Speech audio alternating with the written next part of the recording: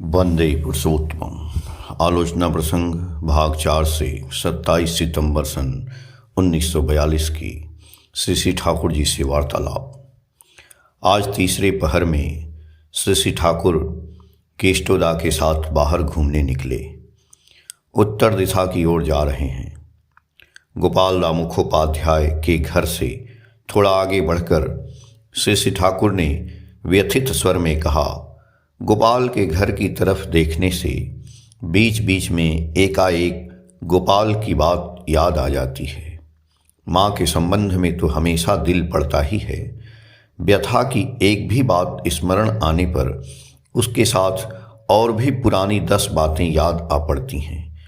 बीच बीच में अपने को मैं बड़ा अकेला महसूस करता हूँ। केष्टोदा बोले, आपके यहाँ आने के पहले मेरी भी ऐसी ही अवस्था थी। श्री श्री ठाकुर जी बोले, देखिए केष्टोदा, मनुष्य एक जीवंत अवलंबन चाहता है जिसे धरकर वह उठ खड़ा हो सके। पैरों के तले मिट्टी रहती है जिस पर खड़े होकर मनुष्य बड़ा से बड़ा काम कर डालता है। यदि उस मिट्टी को खिसका लिया जाए तो कामकाज करना तो दूर की बात, मनुष्य अपना अस्तित्व और स्थिति लेकर संकट में पड़ जाएगा। हर क्षण यह महसूस करता है कि वह शून्य में झूल रहा है। यदि कुछ है भी तो नहीं के बराबर। शायद ऐसी मानसिक अवस्था से ही शून्यवाद या मायावाद का उद्भव हुआ है। किंतु जिसका प्रेम का आश्रय पक्का तथा दुरुस्त रहता है, वह किस दुख से वास्तविक दुनिया को अस्वीकार करने जाएगा। प्रिय के प्रयोजन, प्रिय की परितुष्टि के लिए जो सब चाहिए वह सबको जरूरत पड़ती है। वास्तव में जो है उसके एक कण को भी वह छोड़ना नहीं चाहता है। फुली यूटिलाइज, पूर्ण रूपेण सद्व्यवहार करना चाहता है। और वह देखता है वास्तव जगत आज जितना बढ़ा है, उसकी जितनी आवश्यक सामग्री है उसके द्वारा प्रिय प्रीणन अच्छी तरह नहीं हो रहा है।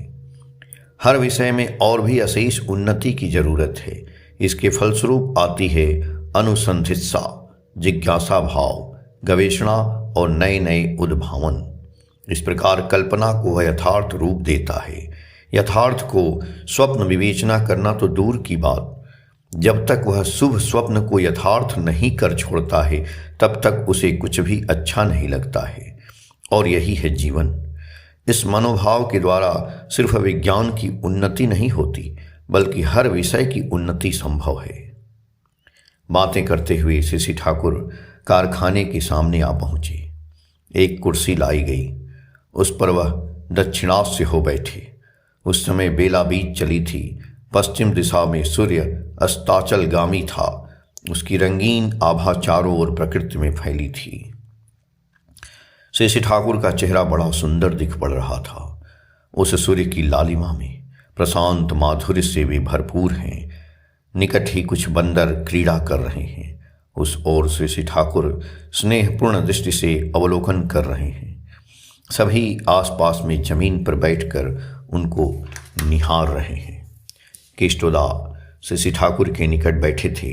उन्होंने पूछा, ठाकुर जी, प्रेम के जरिए सब विषयों की उन्नति कैसे होगी? श्री श्री ठाकुर जी बोलिए, देखिए, जब कोई व्यक्ति महत् कार्य के लिए आगे बढ़ता है तो उसके पीछे एक अनएंडिंग इंस्पिरेशन की जरूरत है।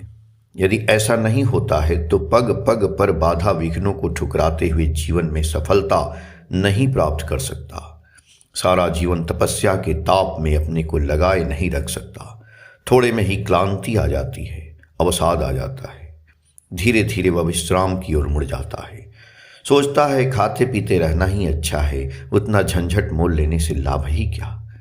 इसीलिए प्रेरणा की जरूरत है जो उसे स्थिर रहने नहीं देती है, लगातार कठोर साधना के पग पर आगे बढ़ाती है। उससे उसको छुटकारा नहीं मिलता। ऐसी जो प्रेरणा है, सो कॉल्ड एम्बिशन, तथा कथित उच्चाकांक्षा में ऐसी प्रेरणा का संचार नहीं होता, क्योंकि ambition is a complexion of complex. उच्चाकांक्षा प्रवृत्ति परायणता का एक रंगीन भाव विशेष है। उससे मनुष्य का होल बीइंग पूर्ण सत्ता नहीं रहती है। यदि किसी कार्य में होल बीइंग पूर्ण सत्ता को नहीं ढाला जाए तो उस मामले में हमारी होल एनर्जी पूर्ण शक्ति भी अनलॉक्ड उत्साहित नहीं होती है, किंतु बीइंग सत्ता लव प्रेम में ही रहती है, अर्थात उसकी सत्ता बिलव्ड परम प्रिय में रहती है। उस जगह पर यदि सही रूप में जोश पैदा कर दिया जाए तो मनुष्य की शक्ति बाढ़ की वेग की तरह उमड़ पड़ेगी और जिस ओर वह बहेगी उधर ही वह मिट्टी की ऐसी परत छोड़ जाएगी जहां उन्नतर फसल होगी। पर हाँ, उसका जन्म यदि ठीक हो, मनुष्य के इंस्टिंक्ट सहजात संस्कार के साथ उसकी एनर्जी शक्ति का संबंध है। एनर्जी शक्ति अनडिस्टर्ब्ड वे अव्याहत रूप से तभी फ्लो प्रवाहित करती है जब वह इंस्टिंक्टिव चैनल सहजात संस्कारगत स्रोत में डायरेक्टेड परिचालित हो, और यह बोथ फिजिकली एंड साइकोफिजिकली देह एवं मन दोनों दिशाओं में होता है। उसमें मनुष्य के शरीर और मन दोनों ही सजग उदग्र हो उठते हैं। शरीर सहायता करता है मानसिकता को और मानसिकता सहायता करती है शरीर को। दोनों में द्वंद्व नहीं रहने के कारण शक्ति नष्ट नहीं होती, इसीलिए कर्तव्य में कोई हानि नहीं पहुंचती है। वास्तव कर्म क्षेत्र में शरीर और मन की ऐसी दोस्ती वर्णाश्रम का एक परम अवदान है। केष्टोदा बोले, जो भी व्यक्ति जहां कुछ महान कार्य कर रहा है, सर्वत्र जो वह प्रेम की प्रेरणा पाकर ही कर रहा है। ऐसी बात तो नहीं है। विद्वेष और शत्रुता का साधन की लालसा लेकर ही तो मनुष्य कठिन साधना करता है। आज युद्ध के मामले में एक दूसरे को ध्वंस करने के लिए मानवीय शक्ति का संगठन और निदर्शन देखा जा रहा है, उसकी कोई तुलना नहीं हो सकती। मनुष्य को बचाने के लिए तो शतांश का एकांश भी नहीं किया जा रहा है। तो हम यह कैसे कह सकेंगे कि प्रेम ही संसार के प्रबलतम प्रेरणा है। श्री ठाकुर जी बोले, मनुष्य बचना चाहता है, बचाना चाहता है, उसके लिए ही तो मनुष्य सब कुछ करता है। यदि प्रियजन को प्रेम नहीं करता, देश को प्रेम नहीं करता, भावी वंशजों के लिए सुख सुविधा नहीं पसंद करता, तो मनुष्य क्या कभी शत्रुता साधन के लिए उतना नृशंस हो सकता था? एक पक्ष धारणा दूसरे पक्ष का विनाश साधन ही उनके अस्तित्व व विकास के लिए अनिवार्य प्रयोजन है। इसीलिए मूलतः यह आत्मप्रीत और प्रेरणा से ही उद्भूत है। हर व्यक्ति ही अपने अस्तित्व को सुरक्षित रखना चाहता है। जो उस पर आघात पहुंचाना चाहता है, उसका वह विनाश करना चाहता है। इतनी बातें कर रहा हूं, पर इसका अर्थ मैं लगाऊंगा कि हिटलर का समर्थन कर रहा हूं।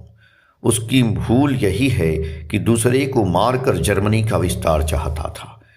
परिवेशन को खत्म कर न कोई बच सकता है, न बड़ा हो सकता है।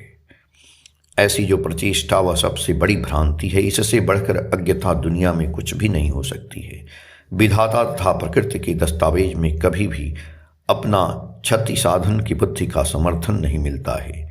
इसलिए दूसरे की क्षति पहुंचाकर अपना क्षति साधन सत्ता का धर्म नहीं है, विधि भी नहीं है। मुझे क्या प्रतीत होता है जानते हैं? मुझे ऐसा प्रतीत होता है कि सारे मनुष्य मिलकर एक मनुष्य हैं, सभी जीवन मिलकर एक जीवन है, सारी सत्ताएं मिलकर एक सत्ता है। इसलिए किसी को क्षति पहुंचाने का अर्थ है अपनी क्षति करना। जो कभी हमारे लिए पूर्ण पोषण हो सकता है, यदि आज उसे खत्म कर डालें तो उस पूर्ण पोषणीय अवदान की संभाव्यता से हम अपने आप को वंचित करेंगे। क्या उसमें हमारी अपनी क्षति नहीं होगी? दुनिया की सृष्टि ऐसी नहीं है जो कोई दूसरे को क्षतिग्रस्त कर अपने को लाभवान बना सकेगा। एक ही साथ जहां एक दूसरे को लाभ हो, यह जो कौशल है उसे ही विद्या बुद्धि कही जाती है। वही साधन करने योग्य है। जो विद्या बुद्धि दूसरे के स्वार्थ में संगति सूत्र नहीं खोज पाती है, उसमें केवल विरोध ही देखती है, ऐसी विद्या बुद्धि व्यर्थ एवं निरर्थक है। यदि उसे दानवीर भी कहा जाए तो वह थोड़ा ही है। इसलिए सब कुछ के जरिए खासकर मनुष्य को एक बात सीखना चाहिए, वह है do unto others as you wish to done by. तुम दूसरे से जैसा आचरण पाने की आशा करते हो, वैसा दूसरे के प्रति आचरण करो। जो दूसरे को मारना चाहता है वह भी यह नहीं चाहता है कि दूसरा उसे मारे। जो दूसरे की क्षति करना चाहता है वह नहीं चाहता है कि दूसरा उसकी क्षति करे। प्रीतिपूर्ण भाव से मनुष्य की सत्ता पर हाथ फेर कर उसे यह बोध करा देना चाहिए कि दूसरे की सत्ता के प्रति उसका क्या कर्तव्य है। मनुष्य के पास और कुछ रहे अथवा नहीं, उसकी आत्मप्रीति तो रहती ही है। जिस प्रकार आत्मप्रीत रहती है उसी प्रकार प्रिय के प्रति भी प्रीत रहती है। जब आप उस खिड़की से सुई की भांति फाल बनकर निकलेंगे तो उस समय देखेंगे कि उसमें क्या जादू है। आलोचना प्रसंग भाग 4 के पेज संख्या 100 से 104 तक। जय गुरु।